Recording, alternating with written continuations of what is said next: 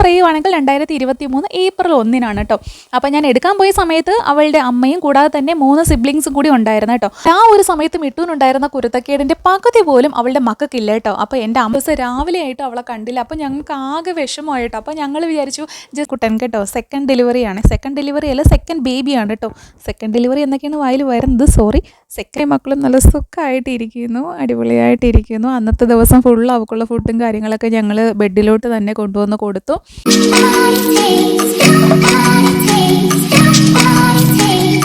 എല്ലാവർക്കും നമസ്കാരം, welcome back to my channel. അപ്പോൾ ഇന്നത്തെ വീഡിയോ നിങ്ങൾ എൻ്റെ തംബ്നെയിൽ കണ്ട പോലെ തന്നെ നമ്മുടെ മിട്ടുവിൻ്റെ ഡെലിവറി സ്റ്റോറിയാണ് കേട്ടോ. അപ്പോൾ ആ ഒരു വീഡിയോയിലേക്ക് കടക്കുന്നതിന് മുന്നേ ആയിട്ട് ആ ഒരു സമയത്ത് മിട്ടുവിൻ്റെ കുറച്ച് ശീലങ്ങളും രീതികളും ഒക്കെ പറഞ്ഞുകൊണ്ട് നമുക്ക് ഈ ഒരു വീഡിയോ സ്റ്റാർട്ട് ചെയ്യാം. എൻ്റെ മൈക്കിന് എന്തോ ഒരു ചെറിയ പ്രശ്നം പറ്റിയിട്ടുണ്ട് കേട്ടോ. അപ്പോൾ ചെറിയൊരു പറവറപ്പ് ഉണ്ടാവാൻ ചാൻസ് ഉണ്ട്, നിങ്ങളൊന്ന് ക്ഷമിച്ചേക്കണേ. നമ്മുടെ മിട്ടുവിന് ഏകദേശം ഒരു 2 മാസമൊക്കെ പ്രായമായിട്ടുണ്ടാവും കേട്ടോ. ആ ഒരു സമയത്താണ് എൻ്റെ ഒരു ആൻറ്റിയുടെ വീട്ടിൽ നിന്ന് ഞാൻ അവളെ പോയി എടുത്തിട്ട് വരുന്നത്. കറക്റ്റ് പറയുവാണെങ്കിൽ 2023 ഏപ്രിൽ 1 കേട്ടോ. അപ്പോൾ ഞാൻ എടുക്കാൻ പോയ സമയത്ത് അവളുടെ അമ്മയും കൂടാതെ തന്നെ 3 സിബ്ലിങ്സും കൂടി ഉണ്ടായിരുന്നു കേട്ടോ. അപ്പം കൂട്ടത്തിൽ എനിക്ക് ഏറ്റവും കൂടുതൽ ഇഷ്ടപ്പെട്ടത് ഇവളെയാണ്. അതുകൊണ്ടാണ് ഇവളെ എടുത്തിട്ട് വീട്ടിലേക്ക് വന്നത്. പക്ഷേ കൊണ്ടുവന്ന അന്ന് തൊട്ട് തന്നെ അവൾക്ക് അത്യാവശ്യം നല്ല കുരുത്തക്കേട് ഉണ്ടായിരുന്നു കേട്ടോ. കുരുത്തക്കേട് എന്ന് വെച്ചാൽ നമ്മുടെയൊക്കെ ദേഹം ഇങ്ങനെ മാന്തി പൊളിക്കുക, നമ്മുടെ ദേഹത്തെല്ലാം, അത് പ്രത്യേകിച്ച് കയ്യിലും കാലിലും എല്ലാം ഇവളുടെ നഖം കൊണ്ട പോറലും പാടും ഒക്കെ ആയിരുന്നു കേട്ടോ. അപ്പോൾ കുരുത്തക്കേട് ഇങ്ങനെ കൂടി വന്നപ്പോൾ എൻ്റെ ഹസ്ബൻഡ് പറഞ്ഞു ഇതിങ്ങനെ പോയാൽ ശരിയാവത്തില്ല, എത്രയും പെട്ടെന്ന് ഹോസ്പിറ്റലിൽ കൊണ്ടുപോയി വാക്സിനേഷൻ എടുക്കണമെന്ന് പറഞ്ഞു. അപ്പോൾ ഞങ്ങൾ ജസ്റ്റ് വിളിച്ച് തിരക്കിയപ്പോൾ 3 മാസം ആയാലേ പൂച്ചക്കുട്ടിയൊക്കെ എടുക്കത്തുള്ളൂ എന്ന് പറഞ്ഞു. എനിക്കൊന്ന് പൂച്ചയ്ക്കും പട്ടിക്കും ഒക്കെ 3 മാസം എന്നൊരു കണക്കാണെന്ന് തോന്നുന്നു. ഞാൻ റൊക്കിയുടെയും കാര്യം മറന്നുപോയി കേട്ടോ. ഇനി ആ ഒരു കാർഡ് എടുത്ത് നോക്കിയാലേ കറക്റ്റ് അറിയത്തുള്ളൂ. അപ്പം അങ്ങനെ എന്തായാലും 3 മാസം, 1 മാസം കൂടെ ഞങ്ങളിങ്ങനെ വെയിറ്റ് ചെയ്തു, 3 മാസം ആവേണ്ടേ. അപ്പം ആ ഉടൻ തന്നെ ഞങ്ങൾ ഹോസ്പിറ്റലിൽ കൊണ്ടുപോയി ഫസ്റ്റ് വാക്സിനേഷനൊക്കെ എടുപ്പിച്ചിട്ടുണ്ടായിരുന്നു. എന്തൊക്കെയാണെങ്കിൽ ആ ഒരു സമയത്ത് മിട്ടുവിനുണ്ടായിരുന്ന കുരുത്തക്കേടിൻ്റെ പകുതി പോലും അവളുടെ മക്കൾക്കില്ല കേട്ടോ. അപ്പോൾ എൻ്റെ അമ്മ എപ്പോഴും പറയും ആ ഒരു സമയത്ത് അവൾ ഒറ്റയ്ക്കായിരുന്നു, അതുകൊണ്ടായിരിക്കും അവൾക്ക് അത്രയും കുരുത്തക്കേട്.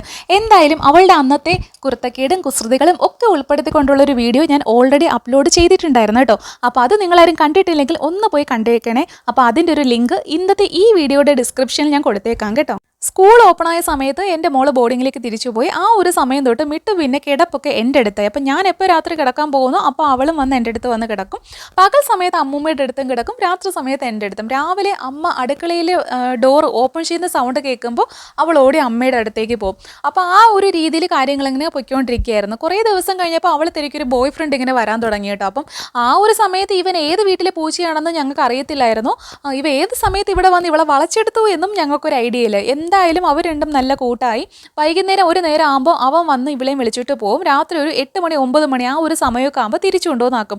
ആ ഒരു രീതി ഇങ്ങനെ തുടർന്നുകൊണ്ടേയിരുന്നു. അങ്ങനെ പോയി വന്ന് അവസാനം മിട്ടു പ്രഗ്നൻ്റ് ആയി, അത്ര തന്നെ. അപ്പോൾ ആ പ്രഗ്നൻ്റ് ആയിരിക്കുന്ന സമയത്ത് നമ്മുടെ റോക്കിക്കുട്ടനും ഒക്കെ കൊടുക്കാൻ വേണ്ടിയിട്ട് അമ്മ പെഡിഗ്രി വീട്ടിൽ എപ്പോഴും സ്റ്റോക്ക് ചെയ്ത് വെക്കുമായിരുന്നു. അപ്പോൾ ഒരു ദിവസം അമ്മ കൊതിക്ക് വേണ്ടി കുറച്ച് നമുക്ക് കൊടുത്തു കേട്ടോ. പക്ഷേ അന്ന് തൊട്ട് അവൾക്ക് എന്നും ആ ഒരു ഫുഡ് മാത്രം മതി, ചോറും വേണ്ട, മീനും വേണ്ട, ഒന്നും വേണ്ട. അപ്പോൾ ഈ ഒരു ഫുഡിന് വേണ്ടിയിട്ട് രാത്രിയൊക്കെ ഉറങ്ങിക്കിടക്കുന്ന എന്നെ അവൾ തോണ്ടി വിളിക്കുമായിരുന്നു. അപ്പം ആ ഒരു പ്രഗ്നൻ്റ് ആയിരിക്കുന്ന സമയമായതുകൊണ്ട് അവൾ ഏത് സമയത്ത് വിളിച്ചാലും ചിലപ്പോൾ 1 മണിക്ക് 2 മണിക്ക് 3 മണിക്ക് ആ സമയത്തൊക്കെ ആയിരിക്കും അവൾ എന്നെ വിളിക്കുന്നത്. പക്ഷേ ഏത് സമയത്താണെങ്കിലും ഞാൻ അപ്പം തന്നെ എണീറ്റ് പോയി അവൾക്ക് ആ ഫുഡ് എടുത്ത് കൊടുക്കുമായിരുന്നു കേട്ടോ. ഈ പ്രഗ്നൻ്റ് ഒക്കെ ആവുന്നതിന് മുന്നേ ഒരു ദിവസം ഒരു രാത്രി മിട്ടു വീട്ടിൽ വന്നില്ല കേട്ടോ. അപ്പോൾ രാത്രി ഒരു 12 മണിവരെയൊക്കെ ഞാനും അമ്മയും വെയിറ്റ് ചെയ്തിരുന്നു, എന്നിട്ടും അവളെ കണ്ടില്ല. പിറ്റേ ദിവസം രാവിലെ ആയിട്ടും അവളെ കണ്ടില്ല. അപ്പോൾ ഞങ്ങൾക്ക് ആകെ വിഷമമായിട്ടോ. അപ്പോൾ ഞങ്ങൾ വിചാരിച്ചു ജസ്റ്റ് അടുത്തുള്ള വീടുകളിലേക്ക് ഒന്ന് തിരക്കി നോക്കാം. അങ്ങനെ ഞാനും അമ്മയും കൂടെ തിരക്കി ഇറങ്ങി. അവസാനം ഞങ്ങൾ ഈ മിട്ടുവിൻ്റെ ബോയ് ഫ്രണ്ടിൻ്റെ വീട്ടിലും എത്തി കേട്ടോ. ആ ഒരു സമയത്ത് നമുക്ക് ആ വീട്ടിൽ താമസിക്കുന്നവരെയൊന്നും നമുക്ക് അറിയത്തില്ലായിരുന്നു, കാരണം അവർ റെൻറ്റിന് അവിടെ വന്ന് താമസിക്കുന്നവരാണ്. അങ്ങനെ അവരുടെ അടുത്ത് വന്ന് ചോദിച്ചു, ഒരു വെള്ളപ്പൂച്ച, കഴുത്തിൽ മണികെട്ടിയ പൂച്ചയെ നിങ്ങൾ കണ്ടോയെന്ന് ചോദിച്ചപ്പോൾ അവർ പറഞ്ഞു ഇപ്പോൾ ഇവിടെ ഉണ്ടായിരുന്നു, ഞങ്ങളുടെ പൂച്ചയുടെ കൂടെയായിരുന്നു, 2 ദിവസമൊക്കെ അവിടെ വന്നിട്ടുണ്ടായിരുന്നു, ഇന്നലെ രാത്രി അവിടെയായിരുന്നു എന്ന് പറഞ്ഞു. അപ്പം ഞങ്ങൾക്ക് സമാധാനമായി, അവൾക്ക് വേറെ ആപത്തൊന്നും പറ്റിയില്ലല്ലോ എന്ന് കരുതി ഞങ്ങൾ തിരിച്ച് വീട്ടിലേക്ക് വന്നു. ഒരു 10-15 മിനിറ്റ് കഴിഞ്ഞപ്പോൾ തന്നെ അവളും തിരിച്ച് വീട്ടിലേക്ക് എത്തി കേട്ടോ. പക്ഷേ എന്തൊക്കെ പറഞ്ഞാലും അന്ന് തൊട്ട് ഇന്ന് വരെ ഒരു രാത്രി പോലും അവൾ ഞങ്ങളെ വിട്ട് മാറി നിന്നിട്ടില്ല കേട്ടോ. അപ്പോൾ ഞങ്ങളുടെ വീട്ടിൽ നിന്ന് പകലൊക്കെ അവൾ പോവും, പക്ഷേ സന്ധ്യ കഴിയുമ്പോൾ അവൾ തിരിച്ച് വീട്ടിലേക്ക് വരും. ഒരിക്കൽ പോലും രാത്രി സമയത്ത് അവൾ ഞങ്ങളുടെ വീട്ടിൽ നിന്ന് മാറി നിന്നിട്ടേയില്ല. കാരണം ഞങ്ങളുടെ വീട്ടിൽ കിട്ടുന്ന സ്വാതന്ത്ര്യവും അതുപോലെ പരിഗണനയും ഒന്നും വേറൊരു വീട്ടിൽ ചെന്നാലും കിട്ടത്തില്ല എന്ന് അവൾക്ക് ആ ഒരൊറ്റ ദിവസം കൊണ്ട് തന്നെ മനസ്സിലായി. അതുകൊണ്ട് അവൾ ഒരു രാത്രി പോലും ഞങ്ങളെ വിട്ട് പോയിട്ടില്ല ഇതുവരെയും. മിട്ടു പ്രഗ്നൻ്റ് ആയ സമയത്ത് എൻ്റെ റിലേറ്റീവ്സൊക്കെ പറയുന്നു പൂച്ചകൾ ഇങ്ങനെ താമസിക്കുന്ന വീട്ടിലൊന്നും പ്രസവിക്കത്തില്ല, അവർ പുതിയൊരു സ്ഥലം തേടി പോകുമെന്നാണ് പറഞ്ഞത്. അപ്പം ഞാനും ഇങ്ങനെ വിചാരിച്ചു, ദൈവമേ മിട്ടു ഇനി പുതിയ സ്ഥലമൊക്കെ തേടി പോകും, അവൾ മിക്കപ്പോഴും പകലൊക്കെ പുറത്ത് പോകാറുണ്ട്, ഇനി അതിന് വേണ്ടിയിട്ടാണോ പോകുന്നത് നമുക്കറിയത്തില്ലല്ലോ. അപ്പം അങ്ങനെയാണെങ്കിൽ ഞങ്ങൾ കുഞ്ഞുങ്ങളെയൊക്കെ എങ്ങനെ കണ്ടുപിടിക്കും എന്നൊക്കെ ഇങ്ങനെ ആലോചിച്ച് ഇങ്ങനെ ഇരിക്കുമായിരുന്നു. പക്ഷേ അവൾ വേറെങ്ങും പോയില്ല കേട്ടോ. ഒരു ദിവസം അതുപോലെ തന്നെ 1 മണി സമയമൊക്കെ ആയപ്പോഴായിരുന്നു അവൾ ജസ്റ്റ് ഫുഡിന് വേണ്ടി തോണ്ടി വിളിച്ചെന്നെ. അങ്ങനെ ഞാൻ ജസ്റ്റ് അടുക്കളയിൽ പോയി പെഡിഗ്രി അവൾക്ക് എടുത്ത് കൊടുത്തതിന് ശേഷം ഞാനും വന്ന് കിടന്നു. കഴിച്ചതിന് ശേഷം അവളും വന്ന് കിടന്നു. പക്ഷേ നേരം വെളുക്കാറേക്ക് ആയപ്പോൾ കുറച്ച് നേരം അവൾ അടുത്തില്ലായിരുന്നു. അപ്പോൾ ഞാൻ വിചാരിച്ചു അമ്മയുടെ റൂമിലേക്ക് പോയിട്ടുണ്ടാവും. കുറേ കഴിഞ്ഞപ്പം ഞാൻ ഇങ്ങനെ ഷീറ്റ് മൂടി കിടക്കുവാണ്. അപ്പോൾ എൻ്റെ കാലിൻ്റെ മേൽ അവൾ വന്ന് കിടന്നു കേട്ടോ. അപ്പോൾ ചില ദിവസങ്ങളൊക്കെ അവൾ അങ്ങനെ വന്ന് കിടക്കാറുണ്ട്. അപ്പം അന്നത്തെ ദിവസം അതുപോലെ വന്ന് കിടന്നു, അത്രയേ ഉള്ളൂ. അപ്പം ഒരു 6 മണിയൊക്കെ ആയപ്പം അമ്മ അടുക്കളയുടെ ഡോറ് ഓപ്പൺ ചെയ്തു. അപ്പോഴും അവൾ പോകുന്നില്ല. അപ്പോഴും അവൾ എൻ്റെ കാലിൻ്റെ മുകളിൽ തന്നെയുണ്ട്. അപ്പം ഞാൻ വിചാരിച്ചു ഇവളെന്താ പോവാത്തത്, ഇനി വയ്യേ എന്താണെന്ന് ചോദിച്ചപ്പോൾ അവൾ എൻ്റെ മുഖത്തിങ്ങനെ നോക്കി മ്യാവ് മ്യാവ് എന്ന് വിളിക്കുന്നുണ്ട്. എണീറ്റ് മാറുന്നതേ ഇല്ല. അപ്പം ഇതെന്താണെന്നറിയാൻ വയ്യത് ഞാൻ ജസ്റ്റ് ഒന്ന് എണീറ്റു. ഞാൻ കാരണം ഞാൻ ഇങ്ങനെ ഷീറ്റ് മൂടി കിടക്കുന്നു, ആ ഷീറ്റിൻ്റെ മുകളിലാണ് അവൾ കിടക്കുന്നത്. അപ്പം ഞാൻ ജസ്റ്റ് എണീറ്റിരുന്നിട്ട് എന്താടിയെന്നും പറഞ്ഞ് ജസ്റ്റ് അവളെ ഒന്ന് തടവിയിട്ട് കൈ ഇങ്ങനെ മാറിയപ്പോൾ കാണാൻ വേറൊരു സാധനം കൂടെ എൻ്റെ മടിയിൽ ഇങ്ങനെ കിടക്കുന്നുണ്ട്. അങ്ങനെ ഞാനിങ്ങനെ എടുത്തപ്പോൾ എനിക്ക് മനസ്സിലായി അതൊരു പൂച്ചക്കുട്ടിയാണ്, അവൾ പ്രസവിച്ചു എന്ന് മനസ്സിലായി. വേറെ പൂച്ചക്കുട്ടിയുടെ വിളിയോ കാര്യങ്ങളോ ഒന്നും ഉണ്ടായിരുന്നില്ല കേട്ടോ. ഒരു സാധനം ഇങ്ങനെ തപ്പിയപ്പോൾ കിട്ടി. അങ്ങനെ ഞാൻ പെട്ടെന്ന് അമ്മയെ വിളിച്ചു. അപ്പം നേരം വെളുത്തെങ്കിൽ പോലും നല്ല ലൈറ്റും കാര്യങ്ങളൊന്നും ഉണ്ടായിരുന്നില്ല. അങ്ങനെ പെട്ടെന്ന് അമ്മ വന്ന് ലൈറ്റ് ഇട്ട് നോക്കിയപ്പോൾ പൂച്ചക്കുട്ടിയാണ് കേട്ടോ. അവൾ പ്രസവിച്ച ആ കൊച്ചാണ് എൻ്റെ മടിയിൽ കിടക്കുന്നത്. അപ്പോൾ അതിൻ്റെ പുറത്ത് അങ്ങനെ ബ്ലഡും കാര്യങ്ങളൊന്നും ഉണ്ടായിരുന്നില്ല. അവൾ തുടച്ച് വൃത്തിയാക്കിയിട്ടുണ്ടായിരുന്നു. അങ്ങനെ അമ്മയുടെ റൂമിൽ ചെന്നപ്പോൾ അവിടെ തറയിൽ ബ്ലഡ് കിടക്കുന്നു. അപ്പോൾ അവിടെ അവൾ പ്രസവിച്ചിട്ട് ആ കുഞ്ഞിനെയും കടിച്ചെടുത്തുകൊണ്ട് വന്നാണ് എൻ്റെ പുറത്ത് കൊണ്ടുവച്ച് കിടത്തത് കേട്ടോ. അപ്പം എന്തായാലും ഞാൻ പതുക്കെ അവളെ അവിടെ ആ കട്ടിൻ്റെ ഒരു സൈഡിലോട്ട് മാറ്റി ഒന്ന് കിടത്തിയതിന് ശേഷം ഞാൻ അവിടെ നിന്ന് എണീറ്റ് മാറി. എന്നിട്ട് ഞാൻ മൂടിയിരുന്ന ഷീറ്റ് എന്തായാലും കുറച്ച് ബ്ലഡും കാര്യങ്ങളൊക്കെ ആയിട്ടുണ്ടായിരുന്നു. അപ്പോൾ അതെന്തായാലും ആ കട്ടിലിൽ മൊത്തത്തിൽ വിരിച്ചു കൊടുത്തിട്ട് ഞാൻ അവിടെ നിന്ന് എണീറ്റ് മാറി കേട്ടോ. അപ്പോൾ ബാക്കി നിങ്ങൾക്ക് ഇനിയിപ്പോൾ വീഡിയോസിൽ കാണാം കേട്ടോ. അപ്പോൾ സെക്കൻഡ് ഡെലിവറിയും തേർഡ് ഡെലിവറിയും അല്ല, രണ്ടാമത്തെ കൊച്ചും മൂന്നാമത്തെ കൊച്ചിനെയൊക്കെ അവൾ പിന്നെ ആ കട്ടിലിൽ തന്നെ അങ്ങ് പ്രസവിച്ചു കേട്ടോ. അപ്പോൾ അന്നത്തെ ദിവസം ഫുള്ള് ഞാനും അമ്മയും അവൾക്കും കൊച്ചിനും വേണ്ടി മാറി മാറി ഇങ്ങനെ കൂട്ടുനിന്നു. അന്നത്തെ ഒരു ദിവസം കാരണം അവളുടെ ഫസ്റ്റ് ഡെലിവറി അല്ലേ. അപ്പോൾ അതിൻ്റെ കുറച്ച് എന്താ പറയുക, പാവം ആ ഒരു വയ്യായ്കയൊക്കെ കണ്ടപ്പോൾ ഞങ്ങളിങ്ങനെ പൂച്ച പ്രസവിച്ച് കിടക്കുന്നതൊക്കെ കണ്ടിട്ടുണ്ട്. പക്ഷേ ലൈവായിട്ട് ഇങ്ങനെ പൂച്ച ഡെലിവറി കാണുന്നത് ആദ്യമായിട്ടാണ് കേട്ടോ. ഞാനും അതെ, അമ്മയും അതെ. അപ്പം ഞങ്ങൾ അതൊക്കെ ഇങ്ങനെ നോക്കി അവളെ ആശ്വസിപ്പിച്ച് അന്നത്തെ ദിവസം ഫുള്ള് ഞങ്ങളിങ്ങനെ അവളുടെ കൂടെ ഇരുന്നു കേട്ടോ. ബാക്കി നിങ്ങൾക്ക് വീഡിയോസിൽ കാണാം കേട്ടോ. ഇതാണ് നമ്മുടെ സോയിക്കുട്ടൻ കേട്ടോ, നമ്മുടെ ഫസ്റ്റ് ബേബി. അവരെ എൻ്റെ പുറത്ത് പ്രസവിച്ച് കൊണ്ടുവന്ന് വെച്ചത് കൊണ്ടാണോ എന്നറിയില്ല, അവൻ എൻ്റെ അടുത്തൊരു പ്രത്യേക സ്നേഹമുണ്ട് കേട്ടോ. അപ്പോൾ ഇത് നമ്മുടെ ജയക്കുട്ടൻ കേട്ടോ. സെക്കൻഡ് ഡെലിവറി അല്ല, സെക്കൻഡ് ബേബിയാണ് കേട്ടോ. സെക്കൻഡ് ഡെലിവറി എന്നൊക്കെയാണ് വായിൽ വരുന്നത്, സെക്കൻഡ് ബേബിയാണ് കേട്ടോ. നമ്മുടെ ജയക്കുട്ടനെയാണ്. മിട്ടു അങ്ങനെ നക്കി തുടക്കുവാണ് കേട്ടോ. അപ്പം ഞങ്ങൾ വിചാരിച്ചത് 2 ബേബിയേ ഉള്ളൂ എന്നാണ് വിചാരിച്ചത് കേട്ടോ.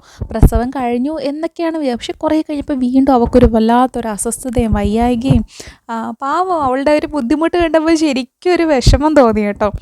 ഇങ്ങനെയാണല്ലോ എല്ലാവരും, മനുഷ്യൻ ഉൾപ്പെടെ, മൃഗങ്ങളായാലും മനുഷ്യരായാലും ശരിക്കും വേദന സഹിച്ച് തന്നെയാണല്ലോ കുഞ്ഞുങ്ങളെ പ്രസവിക്കുന്നത്.